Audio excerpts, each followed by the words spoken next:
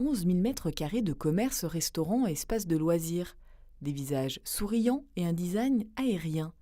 Le projet présenté ce vendredi 19 janvier à la presse par la Chambre de commerce et d'industrie de Haute-Savoie a de quoi séduire sur le papier. Problème, il ne fait pas l'unanimité. Les commerçants des centres-villes et les élus de l'agglomération ont tiqué. Moi, ce que je regrette un peu, c'est que la Chambre de commerce n'est pas associée plus en amont de ce projet, à la fois les élus, à la fois aussi les représentants des commerçants, parce que je pense qu'un projet comme ça aurait mérité d'être travaillé avec tout le monde autour de la table, d'autant qu'au Grand Annecy, nous sommes aussi garants de ces grands équilibres commerciaux.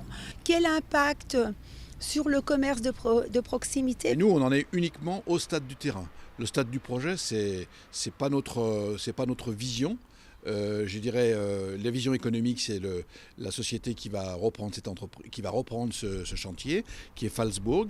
Mais nous, notre schéma, c'était d'abord de régler le problème du terrain. Sur le terrain, deux solutions. Soit on le vend, c'est une solution. On reçoit du cash. Et ce cash, à la limite, il va falloir qu'on le remonte à Bercy, parce qu'on va nous demander de leur donner. Soit effectivement, on fait un bail à construction, et de ce bail à construction, on a la possibilité à la fois, sur 50 ans, de rester propriétaire du tellement, et au bout de 50 ans, on en a complètement la jouissance. Donc ça, c'est par respect à l'argent des entreprises. Depuis juin 2013 et l'incendie du centre des douanes et des Restos du Cœur, le tellement de 24 000 m² était vide.